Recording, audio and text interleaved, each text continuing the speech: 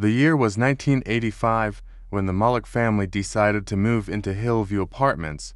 Nestled in the heart of the city, the apartment complex was an aging structure, with ivy-covered walls and an eerie silence that seemed to hang in the air. The building had seen better days, but it was affordable, and that was all that mattered to the Malik family. Adnan Malik, his wife Zara, and their two children, Ali and Aisha, were eager to start a new chapter in their lives. They had lived in a cramped house in the old part of the city for years, and the prospect of moving to a more spacious apartment was a dream come true. The apartment was on the 14th floor, and the building's lift was ancient, its metal doors rusted, and the buttons worn down by time. There was something unsettling about the lift, but the Maliks brushed it off as part of the building's old charm. As they unpacked their belongings, a strange sense of unease settled over them. The air inside the apartment was thick, almost suffocating, and the walls seemed to close in on them. Yet, they ignored the feeling, attributing it to the stress of moving. The first night in their new home, Ali, the curious 10-year-old, noticed something strange about the lift. It made odd creaking noises as if it was groaning under an invisible weight. Every time it passed their floor, there was a chilling whisper that echoed through the walls. It was as if the lift was alive, breathing, and watching. Ali mentioned this to his parents, but they dismissed it as the overactive imagination of a young boy. Zara, however, couldn't shake the feeling that something was wrong with the lift. She had seen the janitor, an old man with a weathered face and haunted eyes, refuse to ride it at night. When she asked him why, he simply muttered, "It's not safe after dark." Zara's heart skipped a beat. She wanted to ask more, but the old man hurried away, leaving her with more questions than answers. Days turned into weeks, and the Maliks began to settle into their new home. But the lift continued to be a source of discomfort. It seemed to have a mind of its own, stopping on random floors in the dead of night, and the whispers grew louder, more insistent. One evening, while Adnan was returning from work, the lift stopped on the 7th floor. The doors creaked open to reveal a dimly lit corridor that seemed to stretch endlessly into the darkness. Adnan felt a cold breeze brush past him, and for a moment, he thought he saw a shadow dart across the hallway. He quickly pressed the button for his floor, but the lift remained stationary, the doors refusing to close. Suddenly, the lights in the lift flickered, and Adnan heard a faint, eerie laugh echoing through the corridor. His heart raced, and he frantically pressed the button again. This time, the lift jolted to life, and the doors slammed shut with a loud clang. As the lift ascended, Adnan couldn't shake the feeling that something or someone had been watching him from the darkness. When he reached home, he was visibly shaken. Zara noticed his pale face and trembling hands, but when she asked what was wrong, he simply said, "It's nothing. Just a long day at work." But it wasn't nothing. Adnan knew that something was terribly wrong with the lift and with the apartment itself. One night, Zara was awakened by a strange noise coming from the hallway. It was a soft, almost imperceptible whisper, like the wind rustling through the leaves. But as she listened more closely, she realized it wasn't the wind, it was voices. Terrified, Zara shook Adnan awake. "Do you hear that?" she whispered, her voice trembling. Adnan strained his ears, and there it was the unmistakable sound of voices whispering in the darkness. But the voices weren't coming from the hallway. They were coming from the lift. Gathering their courage, they crept to the door and peered out into the dimly lit corridor. The lift stood at the end of the hallway, its doors slightly ajar, and the whispers grew louder. It was as if the lift was alive, calling to them, beckoning them to step inside. Suddenly, the doors creaked open fully, and the whispering stopped. For a moment, there was only silence, an oppressive, suffocating silence that seemed to choke the air around them. Then, without warning, the lift doors slammed shut, and the lift descended rapidly, disappearing into the bowels of the building. Terrified, Zara and Adnan rushed back into their apartment, bolting the door behind them. They spent the rest of the night wide awake, too afraid to close their eyes. The next day, Adnan decided to investigate the building. He approached the janitor, who was busy mopping the lobby floor, and asked him about the lift. The old man paused, his eyes narrowing as he looked at Adnan. "You should stay away from that lift," he said in a low voice. "It's been cursed for years."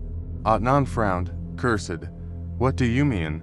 The janitor sighed, his shoulders sagging as if a heavy burden weighed him down. "Many years ago, there was an accident in this building. A family moved into the 7th floor, but they didn't stay for long. One night, they disappeared without a trace.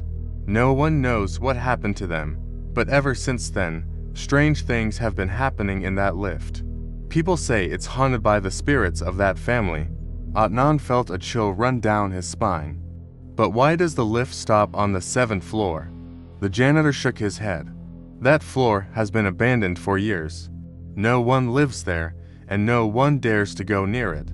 The lift stops there because the spirits are trapped. They can't move on." Adnan's mind raced as he processed the janitor's words. Was it possible that the lift was indeed haunted? And if so, what did the spirits want? That night, Adnan couldn't sleep. His thoughts were consumed by the mystery of the lift and the abandoned 7th floor. As the clock struck midnight, he heard the familiar creaking of the lift doors. This time, he decided to confront whatever was haunting the building. Grabbing a flashlight, he made his way to the lift. The doors were open, as if waiting for him, and the whispers began again. With a deep breath, Adnan stepped inside. The lift shuddered as the doors closed behind him, and it began its slow descent. The whispers grew louder, filling the small space with an oppressive weight. Adnan's heart pounded in his chest as he gripped the flashlight, ready to face whatever awaited him. The lift stopped on the 7th floor. The doors creaked open, revealing the dark, abandoned corridor. The air was thick with the scent of decay, and the walls were covered in mold and grime. Adnan hesitated for a moment before stepping out. The corridor stretched endlessly before him, and the whispers seemed to surround him from all sides. As he walked further down the hallway, the whispers grew louder, more frantic, until they were almost deafening. Suddenly, the flashlight flickered and went out, plunging Adnan into darkness. Panic set in as he fumbled with the flashlight, but it refused to turn back on. He could feel the presence of something surrounding him from the shadows. Then, out of the darkness, a figure emerged. It was a woman, her face pale and gaunt, her eyes hollow and lifeless. She was dressed in tattered clothes, and her hair was matted and unkempt. She stared at Adnan with a look of sorrow and desperation. "Help us," she whispered, her voice barely audible. Adnan stumbled back, his heart racing. "Who are you?" he gasped. The woman took a step closer, her eyes pleading. "We're trapped. We can't move on. Please, help us." Before Adnan could respond, the woman dissolved into the darkness, and the whispers ceased. The corridor was silent once more, and the oppressive weight lifted. Adnan didn't wait to see if the woman would return. He bolted back to the lift, his hands shaking as he pressed the button for his floor. The lift doors closed, and it ascended rapidly, leaving the 7th floor behind. When he reached his apartment, Zara was waiting for him, her face pale with worrying. "What happened?" she asked. Adnan didn't know how to explain what he had seen. All he could do was tell her that they needed to leave immediately. The next morning, the Maliks packed their belongings and prepared to leave Hillview Apartments. The building, once a place of hope and new beginnings, had become a prison of fear and despair. As they loaded their car, Adnan couldn't help but glance back at the building. The lift was silent, its doors closed, but he knew that the spirits within were still trapped, waiting for someone else to fall into their grasp. As they drove away, Zara asked, "Do you think they'll ever find peace?" Adnan shook his head. "I don't know, but we can't stay here to find out." The Maliks never spoke of the lift or the spirits again. They moved to a new home, far away from Hillview Apartments, and tried to forget the horrors they had witnessed. But the memory of that night stayed with them, a haunting reminder that some places are better left undisturbed. The lift in Hillview Apartments remained abandoned, its doors closed, its whispers silenced. But those who dared to enter the building after dark could still hear the faint echoes of the past voices of the trapped souls, calling out for help that would never come. And so, the lift remained a cursed, forgotten relic of a dark chapter in the building's history. A place where the living and the dead were forever entwined, trapped in a cycle of fear and despair that would never end. Years passed, and Hillview Apartments continued to deteriorate. Despite its decaying state, there were always tenants willing to move in, drawn by the low rent and the prime location in the heart of the city. The lift, however, remained abandoned, its eerie reputation known among the tenants. They avoided it, using the stairs instead, especially after dark. But not everyone knew the building's dark history.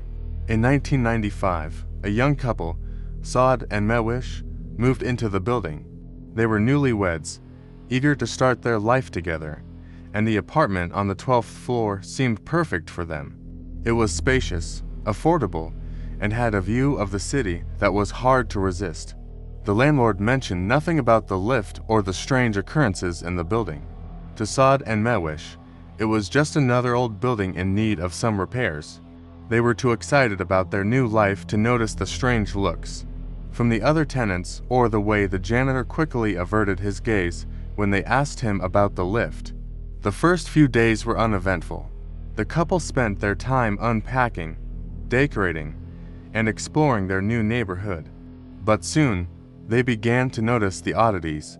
The lift, which they had only used once on the day they moved in, seemed to have a life of its own. At night, they would hear it creaking and groaning as it moved between floors, even though no one was using it. Sometimes, it would stop on their floor, the doors opening and closing repeatedly as if something or someone was trying to get out. Mewish was the first to feel the presence. She would be in the kitchen or the living room, and suddenly, the temperature would drop. She felt as though she was being watched, a prickling sensation on the back of her neck. She dismissed it at first, thinking it was just her imagination or a draft from the old windows. But the feeling persisted, growing stronger each day. It wasn't long before Saad began to experience it as well. He would wake up in the middle of the night to the sound of whispers, faint and indistinct, coming from the hallway. When he would get up to investigate, he would find the lift doors slightly ajar, a cold breeze wafting from the dark shaft. One night, Mewish had a vivid dream. She was standing in the hallway, staring at the lift. The doors were open, and inside, she saw the figure of a woman. Her face was gaunt and pale, her eyes hollow. The woman reached out to her, her bony fingers trembling. "Help us," the woman whispered, her voice filled with desperation. Mewish woke up with a start, her heart pounding. She was drenched in sweat, and her hands were shaking. She glanced over at Saad, who was still asleep, unaware of the nightmare she had just experienced. The next morning, she told Saad about the dream. He listened carefully, a frown creasing his forehead. "That's strange," he said. "I've been hearing whispers at night too. Do you think there's something wrong with this place?" Mewish nodded, her fear growing. "We need to find out what's going on." Determined to uncover the truth, Saad and Mewish decided to do some research on Hillview Apartments. They visited the local library and scoured old newspapers and records, hoping to find any information about the building's history. What they discovered sent chills down their spines. Hillview Apartments had been built in the early 1900s, and over the decades, it had seen its fair share of tragedies. The most notable was the disappearance of the family on the 7th floor, which had occurred nearly 50 years ago. The family had vanished without a trace, leaving behind all their belongings. Despite an extensive investigation, the police had never found any clues or leads, and the case remained unsolved. But that wasn't all. Over the years, there had been numerous reports of strange occurrences. In the building, gunge playing noises, ghostly apparitions, and the lift behaving erratically. Several tenants had moved out suddenly, claiming the building was haunted. There were even stories of people being trapped in the lift for hours, unable to get out despite their frantic attempts. The more Saad and Mewish read, the more terrified they became. It was clear that Hillview Apartments was not just an ordinary old building, it was a place of darkness, where the past and the present were intertwined in a web of fear and despair. They returned home that evening, their minds heavy with the knowledge they had uncovered. As they entered the building, they noticed the janitor watching them from the corner of the lobby. His eyes filled with an emotion they couldn't quite place. Was it fear or pity? When they reached their apartment, Saad turned to Mewish. "We need to get out of here," he said, his voice firm. "We can't stay in this place any longer." But leaving wasn't as simple as they had hoped. They had just signed a year-long lease, and breaking it would cost them a significant amount of money they didn't have. Besides, where would they go? The city was expensive, and finding another affordable apartment was nearly impossible. Reluctantly, they decided to stay, at least until they could save enough to move out. But they knew they had to be cautious. Whatever was haunting the building, and the lift was not going to leave them alone. A week after their research, the situation escalated. It was a stormy night, the wind howling outside as rain lashed against the windows. The power flickered on and off, casting the apartment in eerie shadows. Saad and Mewish were sitting in the living room when they heard a loud, metallic clang, followed by the unmistakable sound of the lift moving. It was late, far past the time when anyone would be using it. They exchanged a nervous glance before Saad stood up. "Stay here," he told Mewish, grabbing a flashlight. "I'm going to check it out." Mewish wanted to protest, but the look in Saad's eyes told her it was useless. She nodded, her heart pounding as she watched him leave the apartment. Saad made his way down the hallway, the flashlight beam cutting through the darkness. The lift was on their floor, its doors wide open, but there was no one inside. The air around it was freezing, and Saad could see his breath in the cold. As he stepped closer, he heard the whispers again, louder this time. They seemed to be coming from inside the lift, echoing off the walls of the shaft. Saad hesitated, a sense of dread washing over him. Suddenly, the lift doors began to close. Panicked, Saad reached out to stop them, but the doors slammed shut with a force that shook the entire building. The lift began to descend, the whispers growing louder, almost frantic. Without thinking, Saad pressed the button to call the lift back up. The doors opened, revealing an empty lift car, but the whispers continued, filling the space around him. Then, out of nowhere, the figure of the woman from Mewish's dream appeared in the lift. Her ghostly form was barely visible, but her eyes were filled with sorrow and pain. She reached out to Saad, just as she had in Mewish's dream.